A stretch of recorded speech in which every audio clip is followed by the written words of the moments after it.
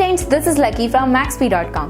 Friends, क्या आपके Moto G5 का डिस्प्ले कॉम्बो फोल्डर डैमेज हो गया है? Worried of high repair cost of your smartphone? Don't worry, you can now buy a high quality replacement display combo folder for your original Moto G5 at a very affordable price from Maxbhi.com and can fix your phone yourself at home or get it repaired by any professional very easily। जी हाँ दोस्तों, आप हमारी website Maxbhi.com से अपने Moto G5 का नया display combo folder खरीद के बहुत ही कम दामों में अपने फोन को सही कर सकते हैं। This display combo folder is a 100% genuine quality product which works similar to your original product with a perfect fit for your Moto G5। इस डिस्प्ले कॉम्बो फोल्डर को पहले हमारी क्वालिटी टीम द्वारा चेक और इंस्पेक्ट किया जाता है और क्वालिटी एश्योर होने के बाद ही ये डिस्प्ले कॉम्बो फोल्डर आपको भेजा जाता है। साथ ही साथ Moto G5 का display combo folder Maxbhi trust replacement warranty के साथ आता है, जिससे आप श्योर हो सकते हैं कि प्रोडक्ट खरीदने के बाद आपको कोई भी परेशानी नहीं आएगी। फ्रेंड्स, Maxbhi.com पर ऑर्डर करना बहुत ही इजी और सिंपल है।